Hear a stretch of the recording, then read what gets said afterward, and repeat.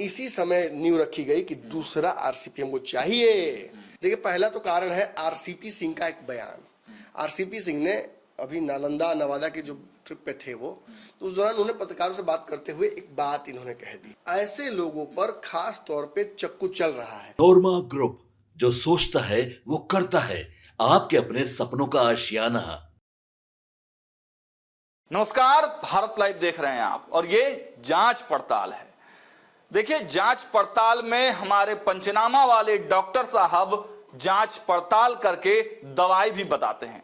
पंचनामा में तो वो चीर फाड़ करते हैं, लेकिन जांच पड़ताल में प्रॉपर तरीके से जांच पड़ताल करके दवाई देने का काम आज जदयू के लिए हमारे डॉक्टर साहब करने वाले हैं। देखिए, जनता दल यूनाइटेड एक ऐसी पार्टी जो लगातार 20 वर्षों से सत्ता में है। मुख्यमंत्री के चेहरे हैं नीतीश कुमार, और देखिए नीतीश कुमार अब यात्रा पर निकलने वाले हैं। यात्रा वो भी कैसी यात्रा? तो महिला संवाद यात्रा। इस महिला संवाद यात्रा पर बवाल तो खूब हो रहा है। आपने देखा कि कई बयानबाजियां आई, लेकिन जो सबसे इंटरेस्टिंग बयानबाजी जो की गई है उनके सबसे करीबी मित्र लालू प्रसाद यादव के द्वारा की गई है। वो लगातार खबरें हम आपको दिखा रहे हैं और प्रतिक्रियाएं भी दिखा रहे हैं।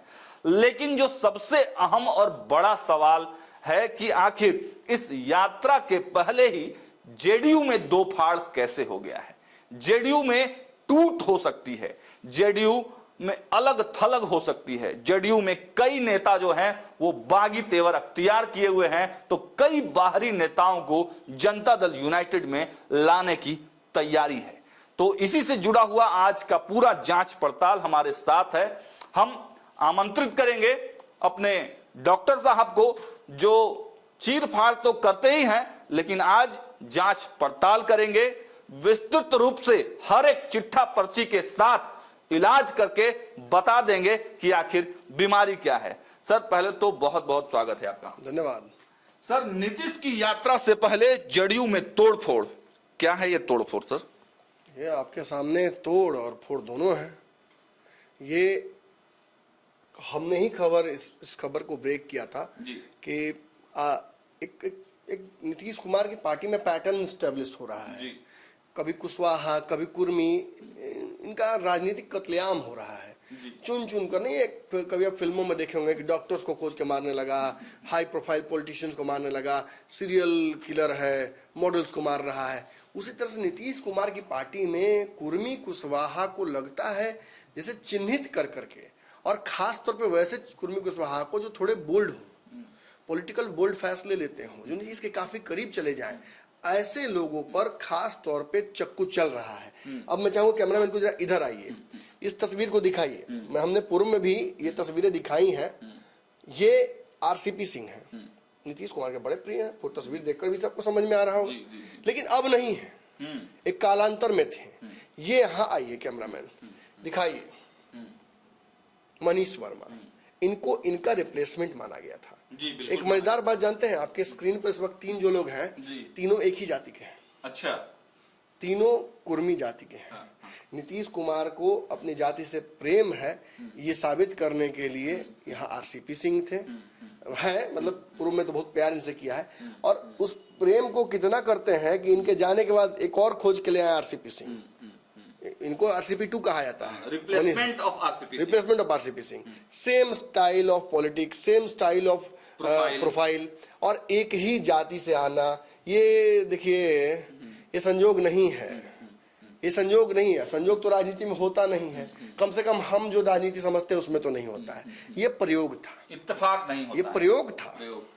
और प्रयोग के साथ एक खास बात होगा, आप भी अपने लेबोरेटरी स्कूल में बचपन में कभी किए होंगे प्रयोग।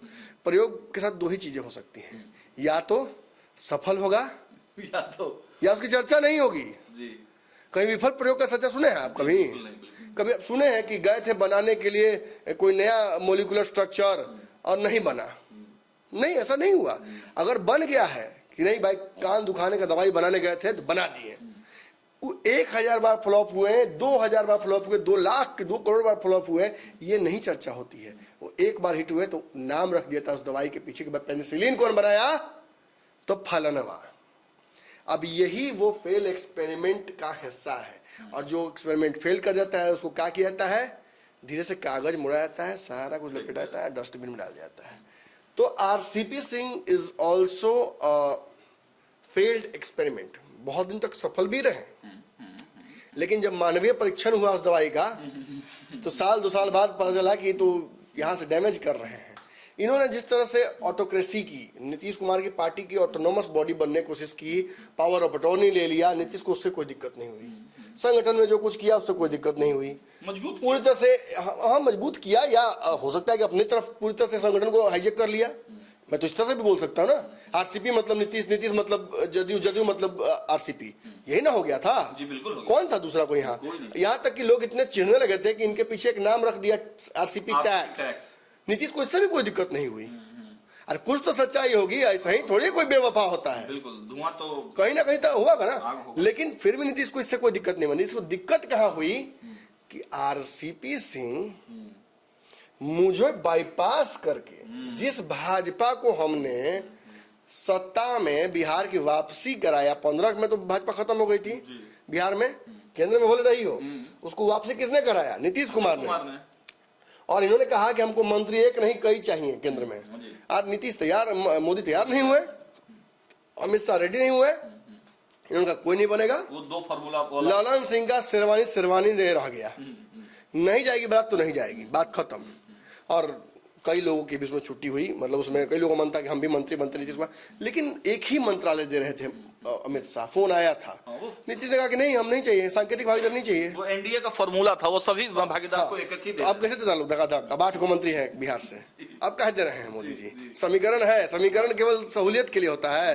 और जब नीतीश कुमार लगते हैं माने बिहार में बांस छिलवाने, तो व्यवस्था वहां टाइट हो जाती है। यही देखिए राजनीति का तकाजा है, समझना पड़ेगा आपको। देखिए पहली बार आपके चलते हम वर्नाकुलर भी यूज कर लिए, बिहार का देसी भाषा। चलिए इसको इग्नोर किया जाएगा दर्शकों।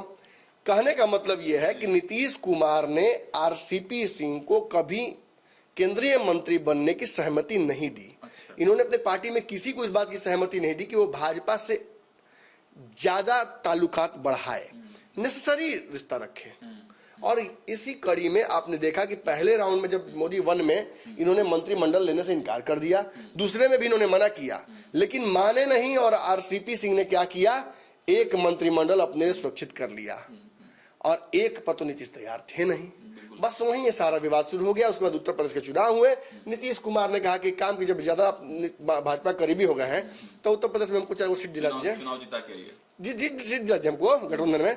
इनसे नहीं हुआ, ललन सिंह पर खेल गए, इन पर जो कहा था कि शनि का प्रकोप शुरू हो गया। उसके बाद से इनका दिन दुनिया कंप्लीट था कि वो एक्सपेरिमेंट फेल हो गया, इनको हटाना है।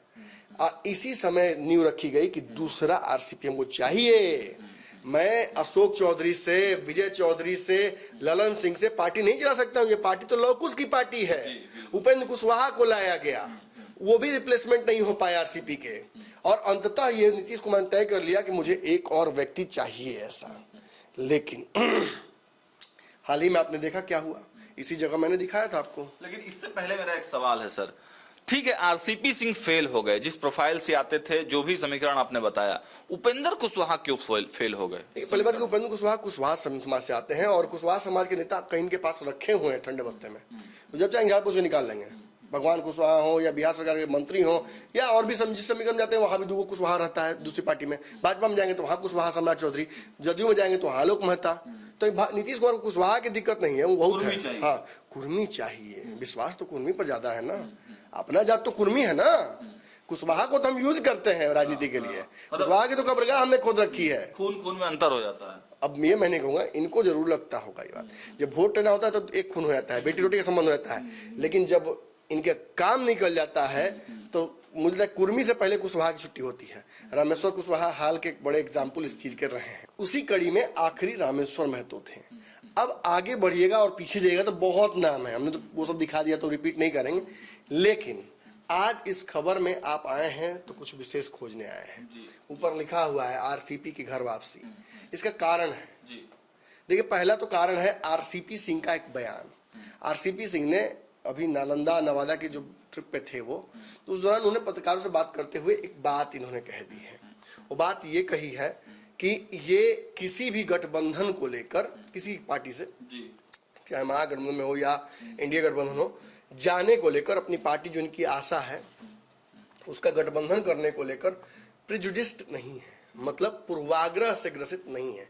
यानी इसमें सटेंगे नहीं, उसमें जाएंगे नहीं, ये विचारधारा हमारे काम के लायक नहीं है, वो हिंदुवाद की विचारधारा रखते हैं, वो सेपरेटिस्ट हैं, वो तुष्टीकरण करते हैं मुसलमानों की, इससे इनको कोई फर्क नहीं पड़ता। इन्होंने साफ कह दिया है कि जहाँ फायदा होगा उधर रहेंगे, ये इन्होंने स्पष्ट कर दिया। इनके बयान का मतलब यही है। अभी बोले को गंगा जी में खड़ा होकर कि नहीं, हम मेरा बोलने का मतलब ये था, आपने ये समझ लिया, जो भी हो मतलब यही है।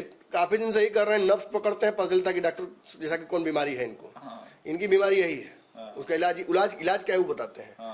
अब देखिए, इन्होंने तो सीधी बात है, नीतीश कुमार से कई बार इनका संवाद स्थापित किया गया।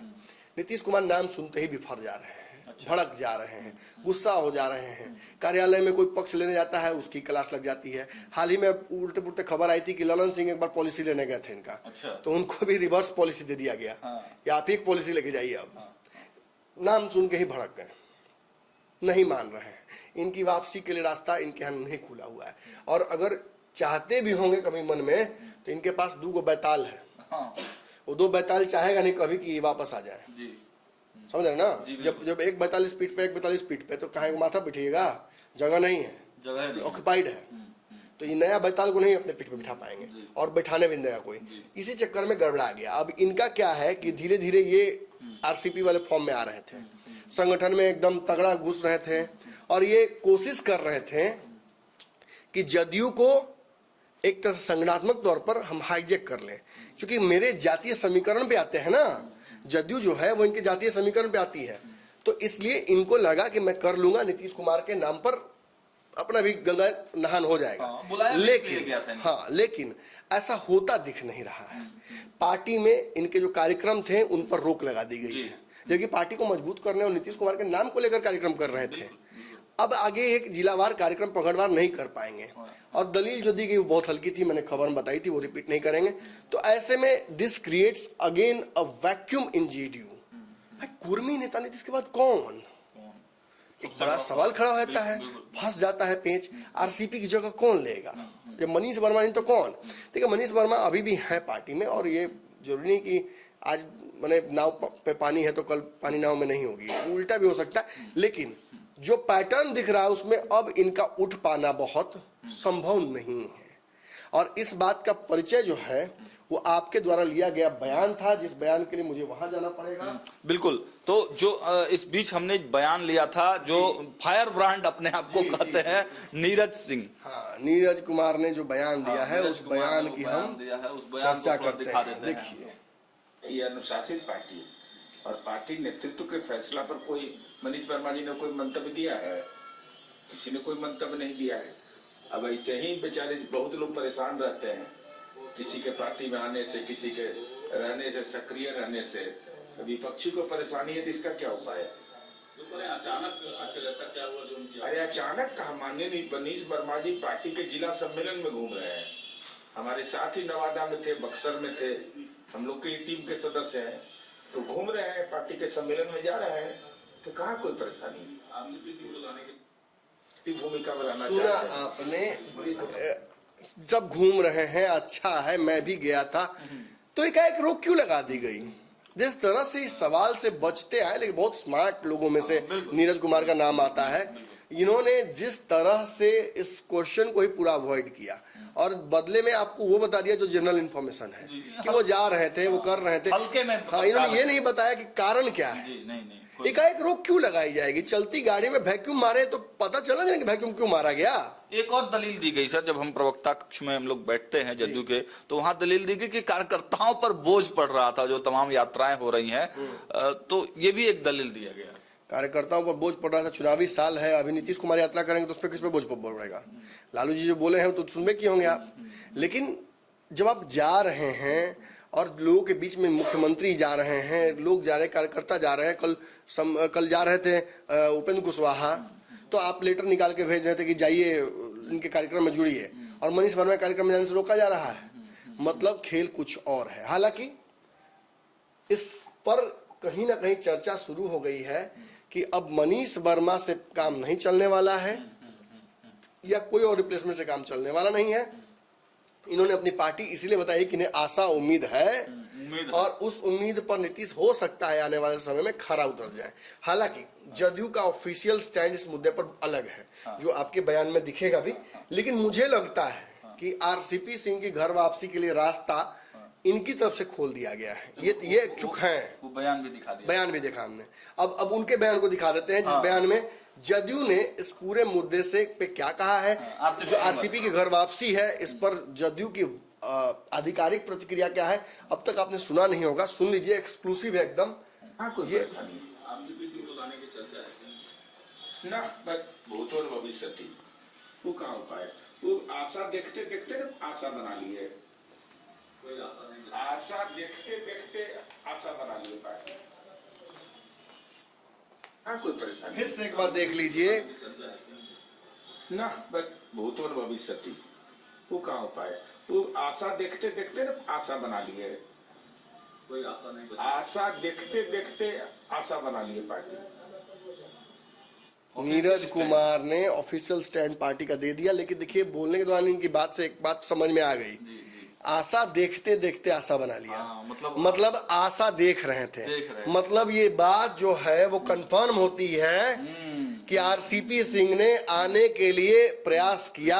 नीतीश कुमार से आरसीपी का संपर्क हुआ, जो खबर मैंने बहुत पहले चलाई थी कि इनके घर वापसी का रास्ता प्रशस्त किया जा रहा है। पार्टी के एक बड़ा हिस्सा, खास तौर पर देखिए, बात समझिए, मैं खुल के समझाता हूँ आपको, अब इसमें घुमाकर बात करने की जरूरत नहीं रह गई है। अशोक चौधरी, संजय झा, ये अब नीतीश के दाहिने बाएं हैं। जी बिल्कुल। विजय चौधरी भी उसी कड़ी में कहीं हैं, उनसे थोड़ा ऊपर अशोक चौधरी से। अब है क्या कि नीतीश के पुराने लेफ्ट राइट कौन थे? आरसीपी ललन सिंह से किसका 36 का आंकड़ा चल रहा है पार्टी में, आप अच्छे से जानते हैं। अशोक चौधरी और उनके बीच जो विवाद हुआ, जिसके बाद बहुत प्रयास किया उन्होंने शांत करने का, लेकिन अशोक चौधरी का एक बयान मुंह से निकल गया कि भूमिहारों को लेकर जहानाबाद में, उसके बाद आपने देखा कि ललन सिंह का जो समाज है, चाहे किसी पार्टी का नेता हो, चाहे जदयू का ही नेता हो, ये खुद नीरज कुमार है, इन्होंने अशोक चौधरी की पिचाई कर दी थी, बिल्कुल बिल्कुल रगड़ दिया था। अब ये जब इन्होंने कर दिया तो ये क्या साबित होता है? दरअसल पार्टी में एक बड़ा हिस्सा पुरानी व्यवस्था चाह रहा है। वो चाह रहा है कि नीतीश कुमार के जो दाहिने बाएं थे वही फिर से हो जाते तो ठीक रहता।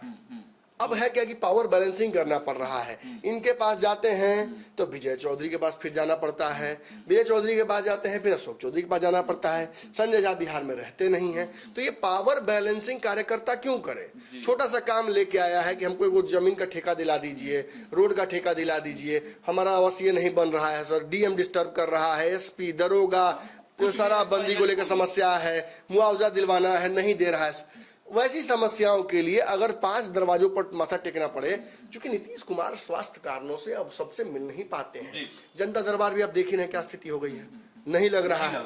तो इसका मतलब यही है कि पावर बैलेंसिंग हो नहीं पा रहा है, पावर शिफ्ट के लिए रेडी नहीं है नीतीश कुमार। तो ऐसे में पुराने जो घर हैं उनको बुलंद करने की कोशिश कहीं ना कहीं अंदर अंदर की जा रही है। ये रस्साकसी की स्थिति उत्पन्न हो गई है।